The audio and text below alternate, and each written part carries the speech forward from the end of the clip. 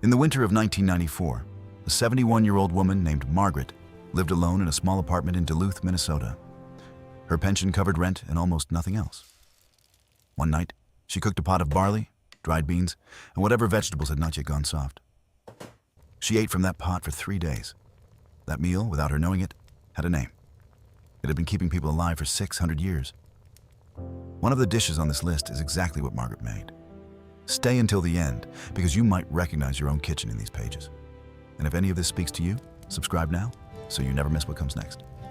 Number 10. The simple onion soup before it was French.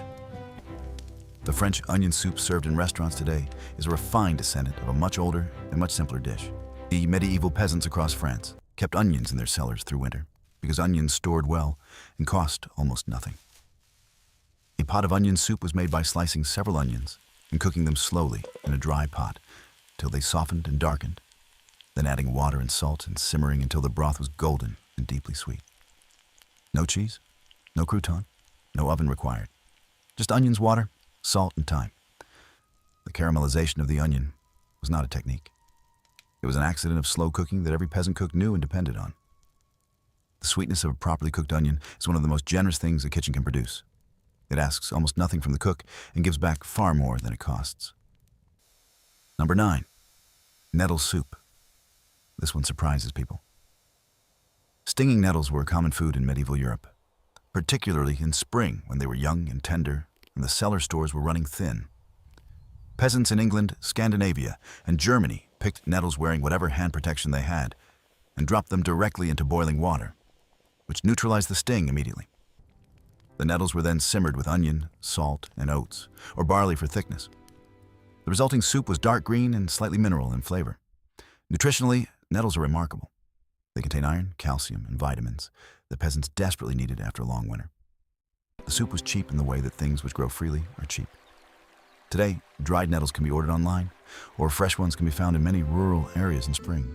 The soup connects you to something very old, something that was green and alive long before grocery stores existed. Number 8. Lentil and garlic potage. Lentils appear in European peasant cooking from the medieval period onward, particularly in France, Spain, and Italy. They cook faster than any other legume. No soaking required. 30 minutes in simmering water and they are completely soft. Medieval cooks added garlic to the pot because garlic was cheap, abundant, and believed to protect against illness. The combination of lentils and garlic produced a potage that was filling, earthy, and deeply warming. A few dried herbs added at the start perfumed the whole thing without additional cost. This dish is one of the most forgiving on the list. Too much garlic simply makes it stronger. More water makes it soupier. Less water makes it thicker. It adjusts to whatever the cook has available. It does not demand precision. It demands only that you put it on the heat and let it work. Lentils have always been generous that way. Number 7. The winter root stew. In medieval England and France, the late autumn was a time of gathering. Every root that could be pulled from the ground before the frost hardened, the soil went into the cellar. Carrots, parsnips, turnips, celeriac, and sometimes beets. Through winter, a cook would pull a few of each and combine them in a single pot of water with salt, whatever herb was dried and hanging from the rafters. The roots cooked at different rates. The cook knew the order. Turnips first, parsnips next, carrots last because they held their shape. The finished stew had different textures from a single pot, and which made it feel more like a full meal than any single ingredient could. This is still the most sensible approach to a pot of roots. Different textures mean different moments in the bowl. It keeps the eating interesting. And interesting eating, it turns out, matters more than most people admit. Number 6. Peas pudding. Peas pudding is one of the oldest dishes in the English-speaking world. It appears in nursery rhymes. It appears in ship logs. It appears in the food records of medieval English monasteries. It is simply dried split peas cooked until completely soft, then mashed with salt and a small amount of butter or fat into a thick, smooth consistency somewhere between a thick soup and a soft paste. It was eaten warm with bread. It was eaten cold, spread on a slice of rye. It traveled well. It kept for days. Medieval workers carried it wrapped in cloth to eat in the fields. It required nothing but split peas, water, thyme, and one pot. There are people alive today who grew up eating peas pudding and associate it with a particular grandmother, a particular kitchen, a particular smell on a winter afternoon. Food memory is longer than any other kind. This dish proves it. Here's what nobody says out loud. Cooking for one is a skill the world never taught you on purpose. Every recipe assumes 4 people. Every pot assumes company. The world of cooking was built around the assumption of a table full of people. And if your table is mostly empty, the instructions feel like they were written for someone else's life. But these medieval peasants, particularly the widows, the aged, the solitary, they did not have 4 serving recipes either. Lives, they had a pot, a fire, and the knowledge of how much was enough for one person. They scaled by instinct and by hunger and by what remained. Cooking for one is not a lesser version of cooking. It is its own discipline. It is precise in a different way. And mastering it, truly mastering it, is one of the most practical acts of self-respect a person can perform. You deserve a warm meal. You have always deserved it. The pot does not care how many people are sitting down. Number 5, the monastery grain soup. Medieval monasteries kept detailed records of their kitchens, and those records show a remarkable consistency. The monks ate a soup made daily from whatever combination of grains and legumes was available: barley, oats, rye, lentils, dried peas, sometimes all of them together. The soup was seasoned simply: salt, a few herbs, sometimes a small amount of dried onion. It was made every morning in enormous pots and eaten at 2 meals throughout the day. Monks who lived into their 80s and 90s were not unusual. Historians have speculated that this daily grain and legume soup contributed meaningfully to their longevity. It was high in fiber, it was easy to digest, it was warm and consistent. Consistency, it turns out, is one of the most underrated qualities a meal can have. The body learns what to expect and responds accordingly. The pot made every morning is its own kind of medicine. Number 4, elderberry and oat broth. This one is less common in history books, but appears repeatedly in medieval herbalist records from England and Germany. Elderberries were harvested in late summer and dried or preserved in small amounts. Through winter, a few dried elderberries added to a pot of simmering oats produced a broth that was both warming and medicinal by the standards of the time. The elderberries turned the liquid a deep purple and gave it a faint tartness against the earthy oats. Medieval healers prescribed it for respiratory illness and for warming the elderly in winter. Today, dried elderberries are sold in health food stores. A tablespoon in a pot of oat broth is enough. The color alone makes the bowl feel like something intentional, something made with care for the specific person who will eat it. And that feeling of a meal made with care for yourself is worth more than most people allow themselves to admit.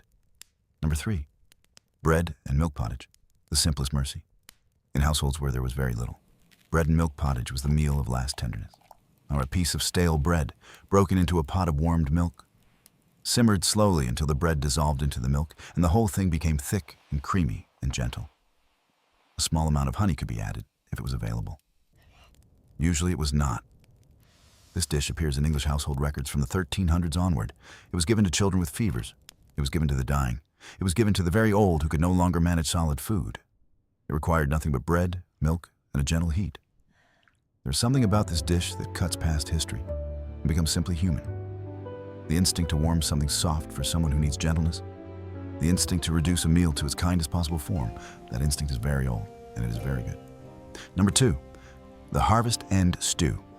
The end of the harvest season in medieval Europe, the larder was at its fullest. But that fullness was also a warning. Winter was coming, and everything needed to be used wisely. The harvest end stew was not a specific recipe. It was a philosophy. Everything that was slightly past its best. The soft carrot, the bruised turnip, the last of the dried herbs, the heel of the smoked meat. All of it went into the pot with water and salt and barley to give it body. The resulting stew is different every year. It tasted like that particular summer's work, that particular garden, that particular autumn.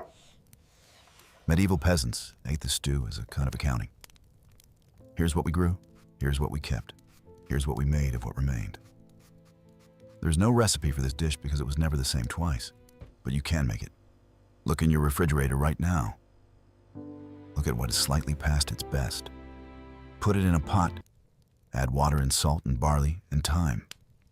You are making something medieval and honest and yours. Number 1, pottage simply made. Here it is. The meal that has been at the center of peasant cooking in Europe for longer than most nations have existed. Pottage, simply made. 1 pot of water brought to a gentle simmer. A handful of grain, oats, or barley. A handful of whatever vegetable was available: leek, carrot, onion, cabbage. A pinch of salt, A small amount of fat if it was there. Cooked slowly for 40 minutes to an hour until everything softened and merged and became something unified and warm. This was the meal of the medieval poor. This was also, quietly, the meal of the medieval wise. It could be made on any fire. It could be made with almost any ingredient. It never required more than one pot. It never required special skill. It required only the decision to begin, to put something on the heat, and to wait. Margaret in Duluth made this without knowing its name. She made it because her body understood what her grocery budget confirmed. That sometimes the oldest answer is the most reliable one. That a pot of grain and vegetables has been keeping human beings warm and alive and fed for 6 centuries. And it will keep you warm too. This week, choose one meal from this list. Just one. Buy the ingredients, which will cost you very little. Put them in your pot. Stand over the heat for a moment and understand that you are doing something people have done for 600 years. You're not eating out of desperation. You're eating out of knowledge. And there's a significant difference between the two. In the comments below, tell us the simplest meal you have ever made that surprised you by being exactly enough. Not too little, not too much. Exactly enough. Because that is what these meals always were. Not a consolation, not a compromise. Exactly enough. And sometimes exactly enough is the most dignified thing there is.